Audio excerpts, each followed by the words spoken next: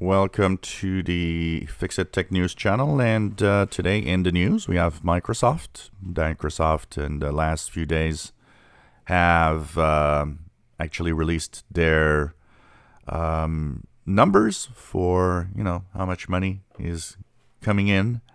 And, well, the revenues are really nice. They're up. Really, really cool to see this. Of course, Cloud, Office, Azure, all of that is what is really driving the money at Microsoft. A few things to note: Xbox has the best quarter ever, which is due to the pandemic and gameplay. Gameplay and games, online games, and games in general, console games, have had a really, really big boost in 2020 with the pandemic. People playing games a lot more, and of course, being stuck at home, you have to do something.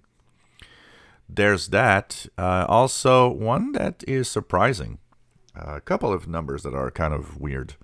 Windows not really growing, and although we don't really have any numbers, it's estimated that Windows is about 7 or 8 billion in the numbers there, but it seems to be stagnating, and it's surprising when you think that in 2020 the PC sales went up like really a lot.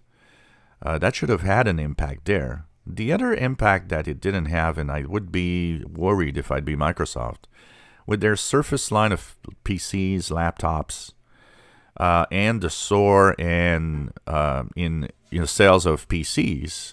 One of the things you would think is that the Surface sales would have gone up a lot. They've gone up, but 3%, when in reality, the rest of the market went up like almost 10%. So it's a very modest increase. And you're starting to think, well, why is it that in a time when PC sales are up, you really didn't grasp or have any of that market pretty much?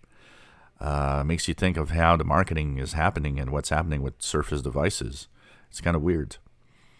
But overall, of course, record-breaking money. Microsoft is going well, and it's going well with other things, including Cloud and Office.